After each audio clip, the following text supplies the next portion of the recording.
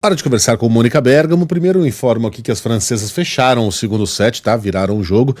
Quer dizer, viraram o set e agora o jogo está empatado por 1-1, quartas de final do Mundial de Vôlei Feminino. A Mônica volta ao assunto da anistia a Jair Bolsonaro e aí nós temos informações sobre propostas alternativas, né, Mônica? Que começam a ser discutidas por parlamentares. O que surgiu aí de ontem para hoje? Bom dia para você.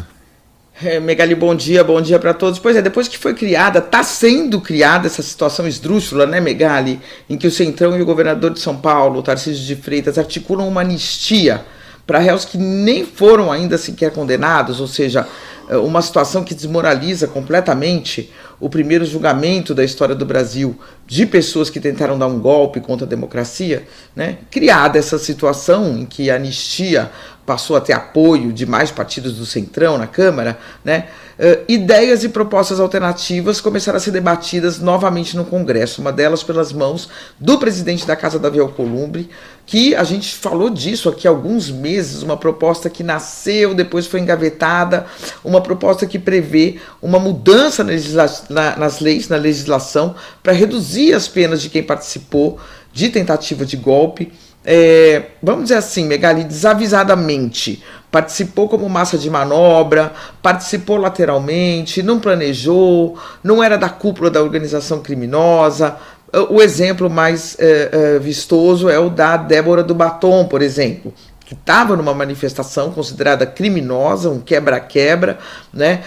Uma tentativa de impedir a posse ou o governo do presidente Lula, mas que não planejou do movimento, não conhecia ninguém da cúpula, chegou lá e participou, mas não planejou, né? A mudança na lei permitiria a redução da pena para condenados como a Débora, mas, por outro lado, o aumento da pena para quem é da cúpula de organização golpista. Ou seja, pegando aqui um exemplo, caso seja condenado, um aumento da pena para Jair Bolsonaro. Então, o Supremo topa conversar sobre isso, né? Já topou no passado, topa de novo, como uma alternativa à anistia que está sendo planejada ali pelo Centrão e pelo governador de São Paulo, mas por quê? Topa essa conversa porque a outra da anistia ampla não passaria hoje de forma alguma pela corte, né? Seria declarada inconstitucional, criaria um impasse gigantesco no país. Agora, qual que é o empecilho para essa proposta, Megali? Que melhoraria, sem dúvida, a situação desses réus, desses chamados bagrinhos, assim, que teriam penas reduzidas e praticamente já cumpriram, poderiam ir para casa, né? O empecilho justamente são os bolsonaristas que não aceitam resolver a situação só dos pequenos, eles querem a anistia para o Bolsonaro. Então, essa é a principal pedra no caminho.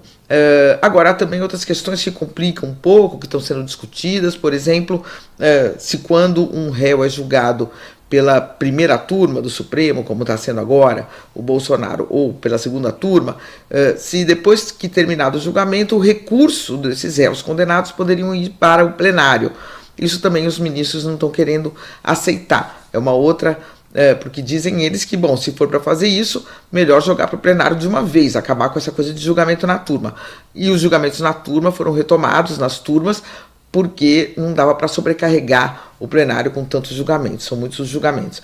Então tem várias questões, mas essencialmente, Megali, o que está em jogo aqui vai desmoralizar esse julgamento totalmente, aprova uma anistia na Câmara e depois no Senado, e o Supremo barra e cria um impasse para não desmoralizar o julgamento, ou chega a ser uma alternativa palatável para todos, né? Eu ouvi de um magistrado hoje cedo que se todo mundo quiser tudo, se ninguém flexibilizar, ninguém vai ter nada, vai ser criado um impasse. Então começam a surgir alternativas a essa proposta mais radical de simplesmente anular o julgamento, quer dizer, o julgamento está em andamento e você diz que ele não vale nada antes dele terminar, inclusive, né? Então, diante dessa situação, já se está criando diálogo em torno de outras propostas, Megali. É importante a gente lembrar qual é o espírito da lei da anistia aqui no Brasil, né, Mônica? Nós tivemos uma anistia ampla, geral e restrita na ocasião da mudança de regime da ditadura para a nova república, para redemocratização, nova república não, aqui no Brasil. Entendeu-se ali que se a gente não virasse aquela página, seria praticamente impossível consolidar a nova democracia, seria praticamente impossível organizar uma nova constituinte, escrever uma nova constituição, enquanto ainda estivéssemos discutindo responsabilizações por tudo aquilo que aconteceu durante o regime militar, seja os assassinatos, torturas e desaparecimentos por parte do regime, seja as ações criminosas, muitas vezes violentas, por parte da resistência ao regime. Vire-se, portanto, essa página. A anistia só existiu ali porque estávamos vivendo este momento histórico muito particular, né? A anistia não foi... O conceito de anistia baseia-se, como o Reinaldo lembra sempre no programa dele, né, no esquecimento. A origem da palavra, né, a etimologia amnesty, é a mesma de amnésia, né? A mesma origem criou a palavra anistia e amnésia, esquecimento. Esqueçam aquilo que aconteceu, porque a gente precisa olhar para frente. Isso não serve para crimes não comuns, não estou falando aqui de crimes comuns, mas crimes unilaterais, a tentativa por parte de um lado de acabar com a democracia brasileira e receber um perdão por parte, um esquecimento por parte do Estado. Isso não faz sentido. Não há um contexto de mudança de regime, não há um contexto em que há necessidade de apaziguamento e pacificação, quer dizer, até há. Mas a única possibilidade de pacificação, e aí eu vou concordar com Alexandre de Moraes, é a punição, é o Brasil prestar contas pela primeira vez com golpistas, porque a história nos ensinou que golpistas que não são punidos tentam novamente. E muitas vezes são bem-sucedidos. Aconteceu em 1964. Aqueles que planejaram aquele golpe foram os que receberam anistia, ainda na década de 50, por um golpe não bem-sucedido. Né? A gente precisa aprender alguma coisa com a nossa história. Não há a menor razão prática para que a gente discuta, ao menos, a possibilidade de uma anistia. Esses caras são criminosos, eles decidiram cometer um crime contra uma democracia praticamente consolidada. Não havia o contexto de uma guerra civil, não havia o contexto de uma ditadura a ser combatida, não havia o contexto de grupos paramilitares lutando contra o exército, havia uma relativa calmaria, né? No sentido mais próximo do possível dessa palavra num país como o Brasil. Né? Não há a menor razão para que a gente tenha essa discussão. Para começar. Você sabe... Diga lá, Mônica. Não, você está falando de que se não há punição, sempre os golpistas voltam e tudo mais. Você sabe que um dos réus, o general Augusto Heleno, não sabemos ainda se ele vai ser condenado ou inocentado, ele disse que estava afastado do Bolsonaro nessa época, né? Mas ele trabalhou com o general Silvio Frota, né? Que foi ministro do Exército no governo Geisel, e ele era da linha que se opunha à abertura lenta, gradual e segura, mesmo aquela que a própria ditadura estava oferecendo à sociedade, né? Então é curioso como há uma linha de continuidade, de fato, na história do Brasil, né? Em relação a esse perfil autoritário de militares. Só para lembrar, porque você falou e eu me recordei disso, né?